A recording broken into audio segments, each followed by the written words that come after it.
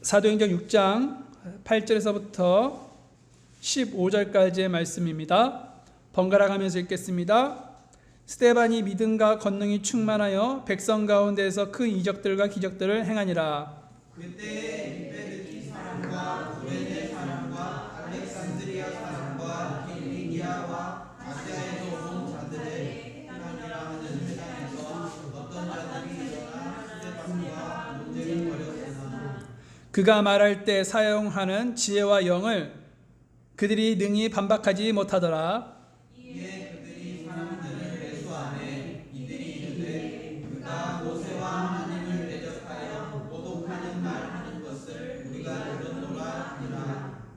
또 그들이 백성과 장로들과 서기관들을 선동하며 그에게로 다가가 그를 잡아서 공회로 데려오고 거짓 증인들을 세우니 그들이 이르되 이 사람이 이 거룩한 법과 율법을 대적하여 신성 모독하는 말 하는 것을 그치지 아니하는도다.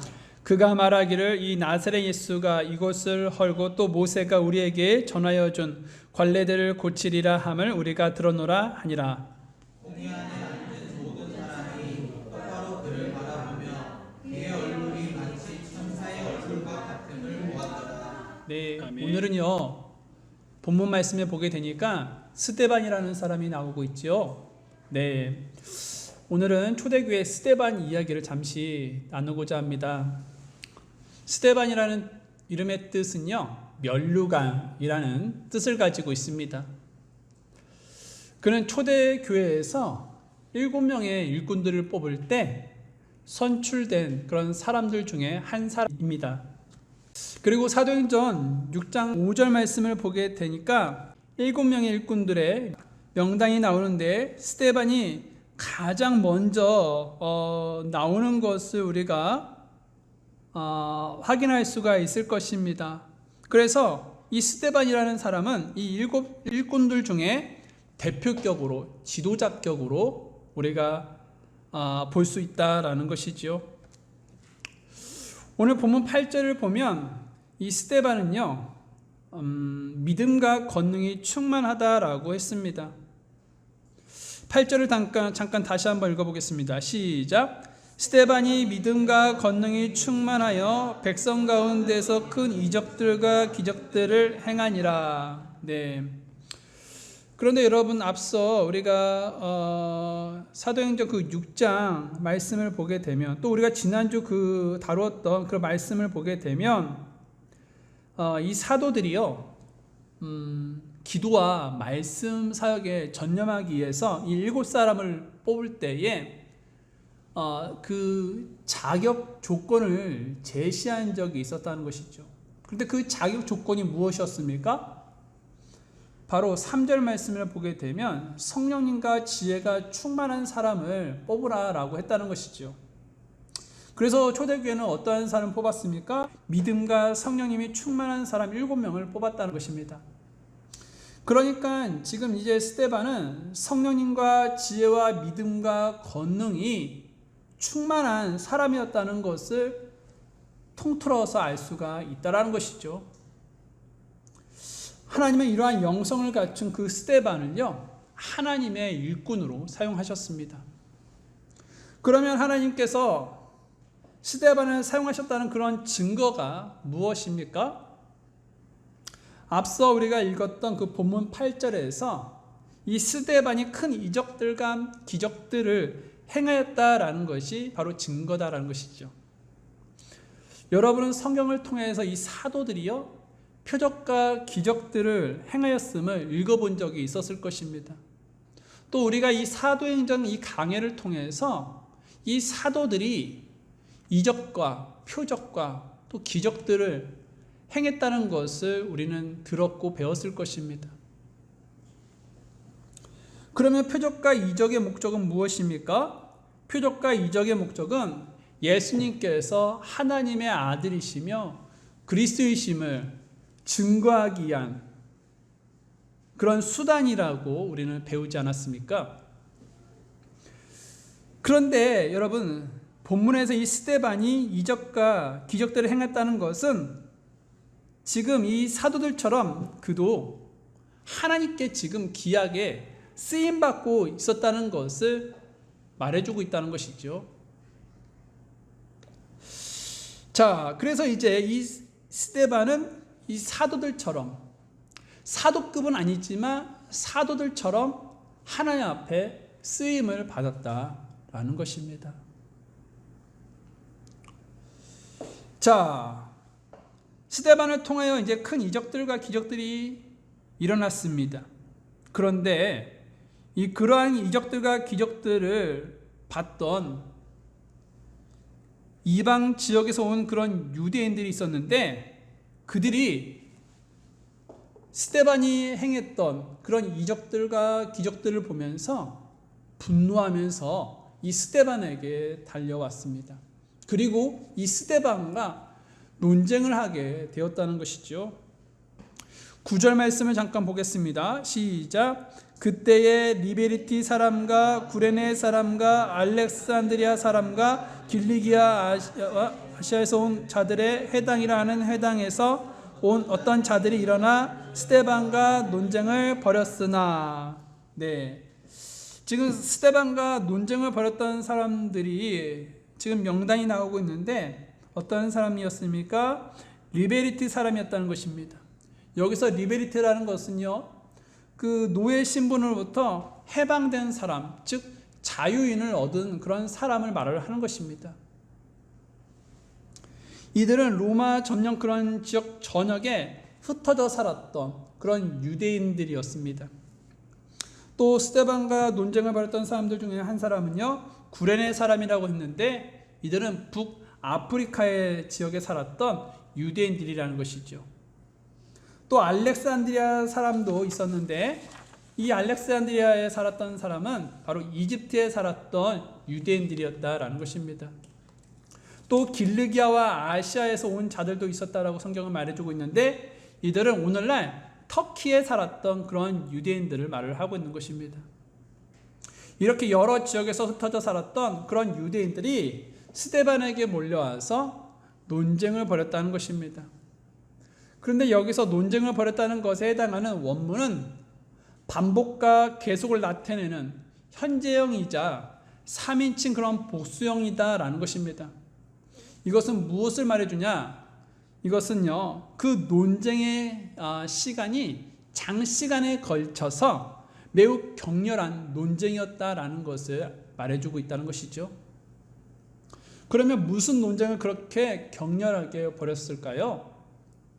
성경에서 그 내용이 나오지 않았기 때문에 정확한 알 수는 없습니다. 하지만 충분히 짐작할 수 있는 것은 예수 그리스도에 대한 그런 충돌이었을 것이라는 것이죠.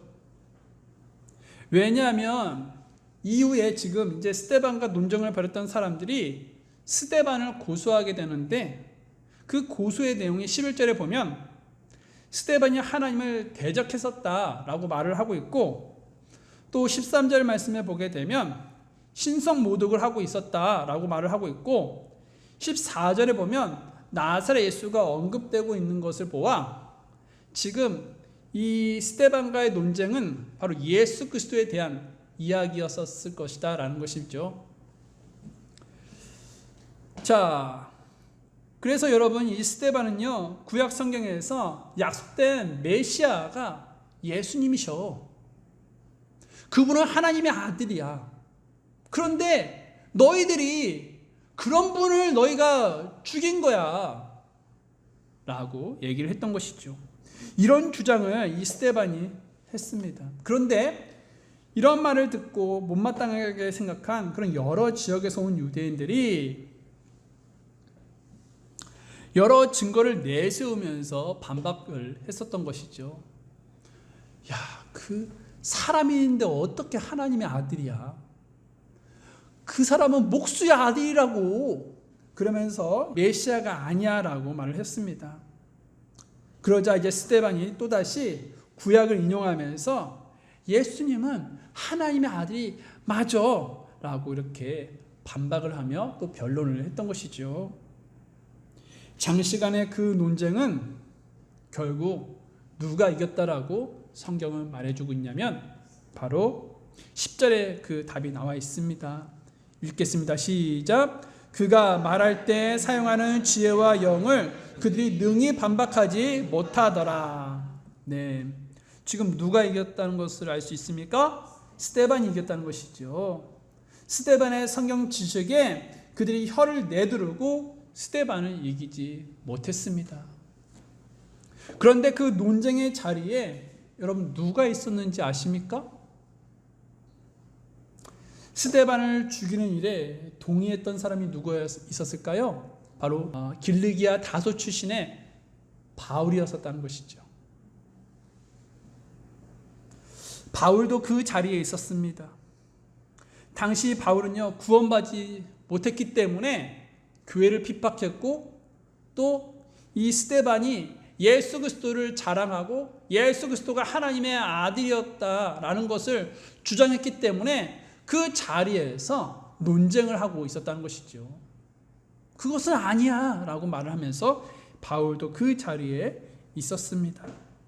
그런데 여러분들도 알다시피 바울이 얼마나 똑똑한 인물입니까? 그는 당시 최고의 율법 학자였던 가말리엘 밑에서 공부했던, 율법을 배웠던 사람이었다는 것이죠. 그러한 대학자 밑에서 공부한 바울이기에 율법에 대한 그런 지식과 해석에 있어서 상당한 그런 수준에 와 있었을 것이라는 것이죠. 사도 바울은 누구도 따라올 수 없는 율법에 대한 그런 높은 수준의 지식과 지혜를 가지고 있는 사람이었습니다. 그런데 그렇게 율법에 박식한 바울도 스데반의 변론 앞에서는 한마디도 이기지 못하고 주저앉고 있었다는 것이죠. 그만큼 스데반은 구약 말씀에 정통했고 하나님의 말씀에 기초하여 역사와 인생을 해석하고 적용할 수 있는 그러한 위대한 성경 선생이었다는 것입니다. 그리고 사도행전 7장을 보게 되면 유대인들의 그런 거짓 고소로 인해서 스데반이 공의 앞에 서게 되는데, 스데반이 그 공의 앞에서 설교를 할 기회를 얻어 설교를 할 때에 그 설교를 자세히 살펴보면 정말 하나님의 말씀에 능통하고 있었다는 것을 알 수 있다는 것이죠. 스데반은 아브라함이 어떻게 부름을 받았는지에서부터 솔로몬 때 성전을 건축한 이야기까지 막힘없이 하나님의 말씀을 전했었습니다. 즉 창조시대, 족장시대, 출애굽과 광야시대, 정복시대, 사사시대를 아우르고 왕정시대까지를 설파했던 것입니다. 그러면 어떻게 스데반이 이렇게 말씀에 능통한 자가 되었을까요? 그는 성경을 예배 때만 들고 다니는 그러한 장식품으로 사용하지 않았기 때문이라는 것이죠. 그는 성경을 꺼내서 읽었던 그런 사람이었다는 것이죠. 틈틈이 묵상하고 하나님께서 자신에게 주신 말씀은 암송하고 또 그 말씀을 자신의 삶 속에서 적용했다는 것입니다. 그렇기 때문에 스데반은 하나님의 말씀에 능통하는 자가 되었던 것이죠. 여러분들도 스데반처럼 하나님의 말씀을 읽고 있습니까? 아니면 여러분 혹시 후탁 성도는 아닙니까? 여기서 후탁 성도란 무엇입니까?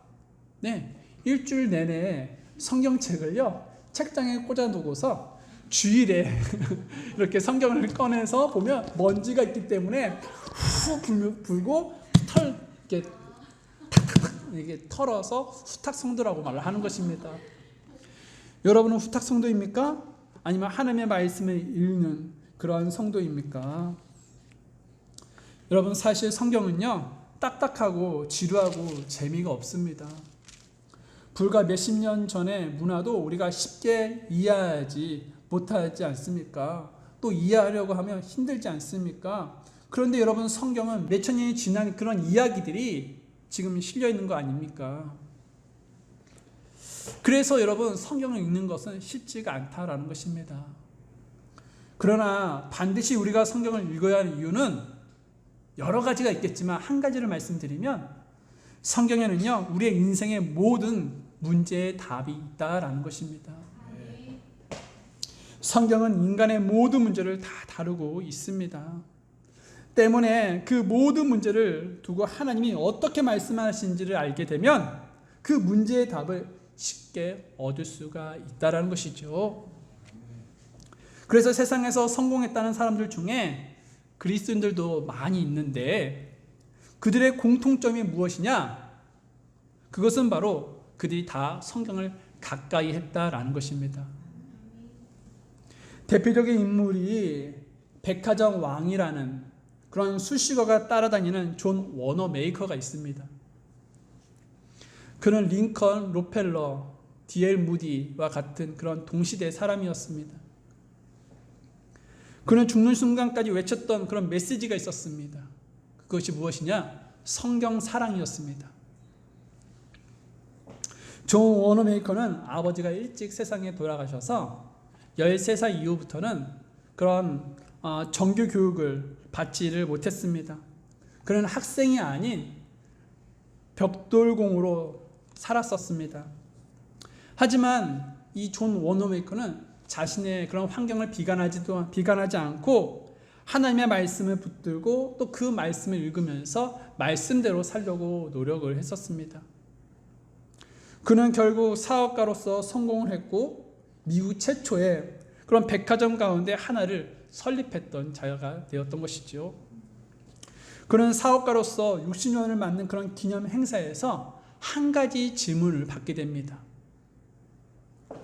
회장님, 지금까지 투자한 것 중에서 가장 성공적인 그런 투자가 무엇이었습니까?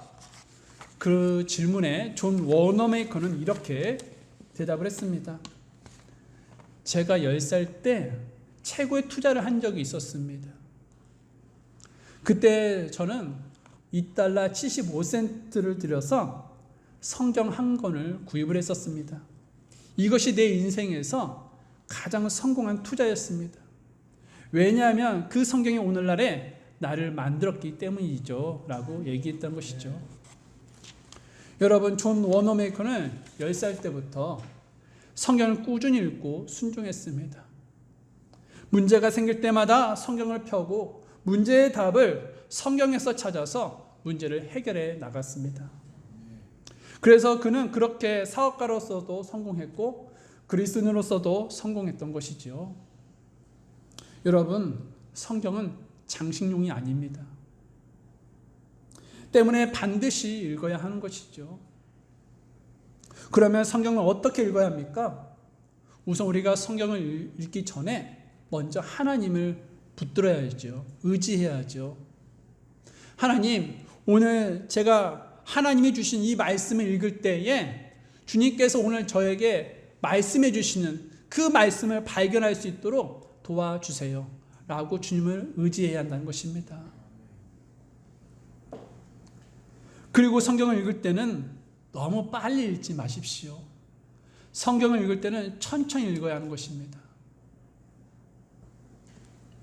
여러분, 세상 글도 빨리 읽으면 의미 파악을 하기가 힘들지 않습니까? 네, 하나님의 말씀도 마찬가지라는 것이지요. 하나님의 말씀도 너무 빨리 읽으면 의미를 파악하는데 힘들다라는 것이죠. 하나님의 말씀을 읽을 때는요, 세상에서 읽었던 그런 글보다 더 천천히 읽으면서 그 내용과 전후 관계 그런 문맥을 신경 쓰면서 읽는 것이 중요합니다. 그리고 성경을 읽을 때 이해가 되지 않거나 어려운 내용이 나오게 되면 스스로 그 내용이 무엇을 말하고 있는지 스스로 연구해 보면서 그 답을 찾는 것도 좋고, 아니면은 가까운 지체나 아니면 목사에게 이 내용이 좀 어렵습니다라고 물어봐도 좋다는 것이죠. 그리고 여러분, 성경을 읽을 때는 목표를 정해서 읽는 것이 좋습니다. 예를 들어서 오늘은 1시간, 나는 이제 매일 1시간 정도를 목표로 삼아서 성경을 읽어야지 라는 그런 목표를 삼고 읽으면 여러분, 그 목표를 삼지 않고 읽을 때보다 더 많이 성경을 가까이 할 수 있다라는 것이죠. 여러분 혹시 그동안 성경 읽는 것에 대해서 등한시했다면 오늘부터 다시 성경을 펴고 읽을 수 있었으면 좋겠습니다. 분명히 여러분에게 도움이 될 것이고 성경을 읽으면 여러분들에게 힘이 될 것이고 또 위로가 될 것입니다. 왜냐하면 하나님의 말씀은 어떻습니까? 살아있고 권능이 있지 않습니까? 여러분 그렇기 때문에 여러분들도 스데반처럼 하나님의 말씀을 사랑하고 가까이 하며 모든 문제의 답을 성경에서 찾을 수 있기를 바랍니다. 자, 스데반은 논쟁에서 이겼지요. 그런데 논쟁에서 진 사람들이 논쟁에서 진 일로 인해서 어떠한 반응을 보였습니까? 화가 머리끝까지 치솟았다는 것이죠. 그래서 사람들을 매수해서 스데반이 모세와 하나님을 모독했다라고 모함을 했습니다. 여러분 우리가 11절 말씀을 읽어보겠습니다. 사도행전 6장 11절 말씀입니다. 시작. 이에 그들이 사람들을 매수함에 이들이 이르되 그가 모세와 하나님을 대적하여 모독하는 말을 하는 것을 우리가 들었노라 하니라. 그들은 사람들을 매수해서 모함하는 것에서 끝내지 않고 이런 일도 했는데요. 그 일이 바로 백성과 장로와 서기관들을 선동했다라는 것입니다. 여러분 12절 말씀도 한번 보십시오. 12절 말씀 읽겠습니다. 시작. 또 그들이 백성과 장로들과 서기관들을 선동하며 그에게로 다가가 그를 잡아서 공회로 데려오고.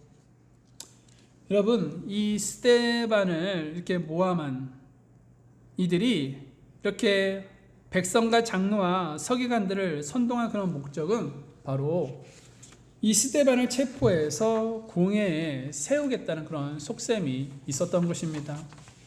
더불어 백성들의 그런 힘과 공회의 힘을 이용해서 스데반을 죽이겠다는 그런 목적도 있었던 것이죠. 그들은 스데반을 잡아다가 공회에 세웠습니다. 그리고 거짓 증인들을 세워서 스데반을 신성 모독죄로 고발을 하게 되죠. 13절 말씀 한번 읽어보겠습니다. 시작. 거짓 증인들을 세우니 그들이 이르되 이 사람이 이 거룩한 곳과 율법을 대적하여 신성 모독하는 말하는 것을 그치지 아니하는도다. 그들이 세운 그런 거짓 증인들은 스데반이 거룩한 곳과 율법을 대적했다라고 증언했습니다. 여기서 거룩한 곳은 무엇을 말합니까? 성전을 의미합니다. 당시 성전을 대적하는 것과 율법을 대적하는 것은 신성 모독이었습니다. 그러나 여러분 이 스데반이 성전과 율법을 대적했었습니까? 대적하지 않았습니다. 이것은 모두 거짓말이라는 것이죠. 단지 스데반은 그 다음 구절에서 알 수 있듯이 이런 말을 했었을 것입니다. 14절 말씀을 한번 읽어보겠습니다. 시작. 그가 말하기를 이 나사렛 예수가 이곳을 헐고 또 모세가 우리에게 전하여 준 관례들을 고치리라 함을 우리가 들었노라 하니라. 여러분 이 말씀을 통해서 아마도 스데반은 예수님께서 하신 말씀 중에 이 성전을 헐라 사흘 안에 내가 그것을 일으켜 세우리라 라는 말씀을 사람들에게 전했던 것 같습니다. 예수님께서 이 말씀을 하셨던 것은 구약에 나오는 그 성전은 예수님의 모형이고 예수님 자신이 성전을 대신할 것에 대해서 하신 말씀이었다는 것이죠. 이제는 누구든지 예수님을 통해서만 하나님을 만나는 것이 가능하다라고 말씀하시는 이야기였다라는 것입니다. 그런데 그렇게 되면 지금까지 성전에서 행해지던 그런 희생을 드리는 그런 모든 의식들이 폐지가 되기 때문에 이런 종교 지도자들을 그리고 장로들, 서기관들은 흥분하지 않을 수 없었던 것이죠. 유대인들은 성전을 목숨처럼 생각했기 때문에 성전을 건드린 그 스데반에게 물불을 안 가리고 달려들었던 것입니다. 그런데 여러분, 이걸 그들이 말로 논쟁을 했을 때에는 도무지 이 스데반을 이길 수 없었기 때문에 거짓 증인을 세울 수밖에 없었던 것이죠. 그리고 공격력을 이용해서 이 스데반을 죽이려고 했던 것입니다. 이제 여러분, 사람들은 스데반을 똑바로 바라보기 시작했습니다. 거짓말로 모함해서 스데반을 죽이려고 하고 있을 때 스데반의 얼굴이 어떻게 변할지 궁금했던 것입니다. 만약 여러분이 당시 스데반이었다면 그 상황에서 어떤 표정을 하고 있었을까요? 스데반은 굉장히 억울하기 짝이 없는 그런 상황이었습니다. 하지만 성경은 그의 얼굴이 마치 천사의 얼굴과 같았다라고 말씀을 하고 있다는 것입니다. 15절 말씀을 한번 읽어보겠습니다. 시작. 공회 안에 앉은 모든 사람이 똑바로 그를 바라보며 그의 얼굴이 마치 천사의 얼굴과 같았음을 보았더라. 공회 안에 앉은 사람들이 예상했던 얼굴은 창백하고 벌벌 떨면서 겁에 질린 그러한 얼굴 표정이었을 것입니다. 그런데 그들의 예상과는 달리 지금 스데반의 얼굴은 천사의 얼굴과 같았다라고 말씀하고 있다는 것이죠. 여기서 천사의 얼굴과 같았다는 것은 천사의 얼굴처럼 평온해 보였다라는 그런 의미가 있는 것입니다. 사실 천사의 얼굴을 본 사람은 없었을 것입니다. 그러나 천사의 얼굴과 같았다는 말 속에서 평화롭고 행복하고 사랑이 넘치는 이미지가 있다라는 것이죠. 그러면 어떻게 조금만 있으면 죽게 되는데 그 살기 등등한 그런 사람들 앞에서 스데반의 그런 얼굴이 이와 같이 천사와 같이 될 수 있었냐는 것이죠. 저도 여러분 솔직히 스데반처럼 그런 표정을 짓는 것이 힘들 것 같습니다. 만약에 누가 억울하게 저를 모함하면서 하지도 않은 일을 했다고 모함하고 또 한 일을 안 했다고 하고 억울하게 고소했다면 그 사람을 보는 제 얼굴이 찡그린 얼굴, 화난 얼굴, 울그락불그락한 얼굴이었을 것이라는 것이죠.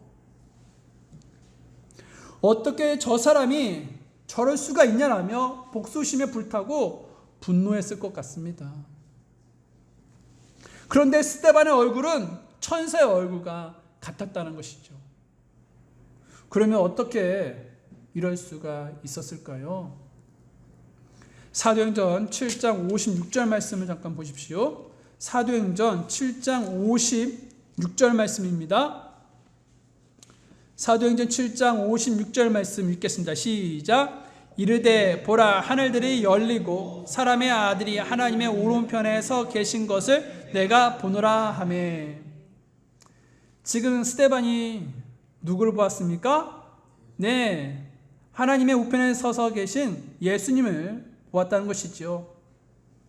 자, 스데반은 지금 예수님을 보았는데 예수님이 자신을 기다리고 있는 그런 모습을 이 스데반이 보았던 것입니다. 스데반은 그것 하나로 행복했던 것입니다. 자신이 죽어서 교회를 더욱 힘있게 하게 된다면 또 이방인을 향하여 복음을 세계로 퍼지게 한다면 그것만으로 이 스데반은 만족했고 행복했던 것입니다. 사실 스데반의 죽음을 통해 교회를 박해했던 이 사울이요, 다마스쿠스로 가는 길에서 예수님을 만나게 되고 또 구원을 받게 되지 않았습니까? 그리고 이 사도 바울이 구원을 받고 또 이방인의 전도자가 되어서 이방 지역에 수많은 교회를 세웠다는 것이죠.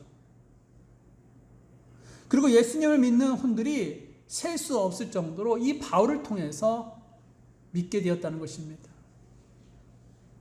그러니까 지금 이 스데반을 통해서 이러한 역사들이 있게 되었던 것이죠. 여러분, 그리스도인이 주님을 위해 순교를 하면 그에게 주어지는 보상이 있다라고 성경은 말씀하고 있는데요. 그 보상이 성경은 적다라고 말을 하지 않고 큰 보상이다라고 말씀하고 있습니다. 그리고 여러분, 그 보상을 가리켜 성경은 이렇게 말씀하고 있는데요. 요한계시록 2장 10절 말씀입니다. 요한계시록 2장 10절입니다. 우리는 이 보상을 그리스도의 심판석에서 받게 될 건데 그 심판석에서 이 순교한 자, 예수님을 인해서 박해받은 자 어떠한 보상을 받게 되는지 한번 보겠습니다. 읽겠습니다. 계시록 2장 10절입니다. 시작. 내가 장차 당할 그것들 중에 어떤 것도 두려워하지 말라. 보라, 마귀가 너희 중에서 몇 사람을 감옥에 던져 넣어 너희를 시험하리니 너희가 열흘 동안 환난을 당하리라. 너는 죽기까지 신실하라. 그리하면 내가 생명의 간을 내게 주리라. 네. 여러분, 순교한 자에게 어떠한 보상이 주어지냐면 바로 생명의 관이라는 것입니다. 그래서 여러분, 이 생명의 관은 또 다른 말로 순교자의 왕관이라고도 불립니다. 따라서 여러분, 주님을 위해 핍박받는 것, 또 주님을 위해 순교당하는 것, 이것은 그리스도인들에게 수치가 아니라는 것이죠. 저주가 아니라는 것이죠. 복이라는 것입니다. 마태복음 5장에서도 말씀해주고 있지 않습니까? 나로 인하여 사람들이 너희를 욕하고 핍박하며 너희를 대적하여 거짓으로 온갖 종류의 악한 것을 말할 때에 너희에게 복이 있나니 기뻐하고 크게 즐거워하라. 하늘에서 너희 보상이 크니라. 여러분, 그렇기 때문에 스데반은요, 주를 위해 복음을 전하다가 죽는 것을 조금도 두려워하지 않고 천사와 같은 그러한 평온한 얼굴을 하고 있었던 것이죠. 스데반은 순교하게 되는 것을 가장 큰 영광으로 알고 기뻐했습니다. 그러므로 여러분, 우리도요, 주님을 위해 손해보고 또 주님을 위해서 핍박받고 주님을 위해서 순교당하는 것을 큰 영광으로 알고 기뻐할 수 있기를 바랍니다. 장차 이런 박해를 받는 사람에게는 무슨 관이 주어집니까? 생명의 관이 주어진다는 것입니다. 여러분, 이러한 보상을 얻기를 원하십니까? 그렇다면 여러분, 주님을 위해서 힘쓰십시오. 주님을 위해서 목숨을 거십시오. 주님을 위해서 박해를 받는 거 우리에게 수치가 아닙니다. 창피함이 아닙니다. 이것은 우리에게 복이고 큰 보상을 임하게 될 것을 믿으시고 주님을 위해서 헌신하는 우리 모두가 될 수 있기를 바랍니다. 우리 모두 자리에서 다 일어나겠습니다.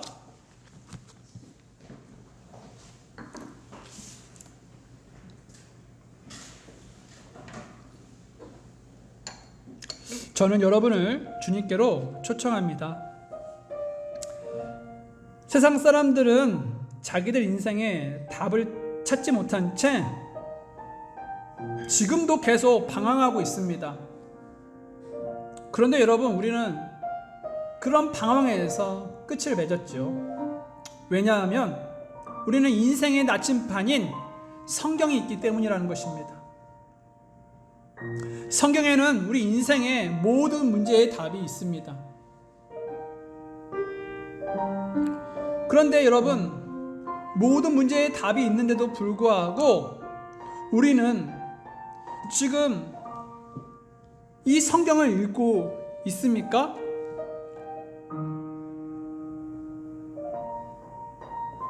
여러분, 성경을 읽지 않고서는 우리가 답을 얻기 힘들다는 것이죠. 혹시 요즘 문제가 있으십니까? 그러면 어디에서 문제를 찾아야 합니까? 문제의 답을 찾아야 합니까? 바로 말씀에서 문제의 답을 찾아야 한다는 것이지요. 왜 그렇습니까? 하나님의 말씀은 살아있고 권능이 있기 때문이라는 것이죠. 여러분, 이 권능의 말씀을 붙드십시오. 그러면 하나님께서 그 문제에 대해서 쉽게 처리해 주시고 해결해 주신다는 것입니다. 왜 두려워하십니까? 왜 문제 때문에 망설이고 근심하고 염려하고 있습니까? 말씀을 읽어보면 되는데 어디에서 그 문제의 답을 찾으려고 하시는 것입니까? 세상에서는 문제의 답을 찾을 수가 없습니다. 사람에게서도 문제의 답을 찾을 수가 없어요. 오직 하나님의 말씀에서만 문제의 답을 찾을 수가 있다니까요. 그런데 왜 하나님의 말씀을 읽지 않고 엉뚱한 데에서 답을 찾으려고 하시는 것입니까? 하나님의 말씀에서 문제를 답을 찾기를 원하신다면 이 시간에 주님 앞에 다짐하십시오. 하나님, 오늘부터 저는 이제 성경을 읽겠습니다. 제가 1시간은 좀 읽는 것이 좀 부담스럽지만 30분 정도는 하나님의 말씀을 읽는데 제 인생을 걸겠습니다. 라는 그런 다짐을 하시면서 오늘부터 성경을 읽는 그러한 믿음의 사람들이 되었으면 좋겠습니다. 기도하겠습니다.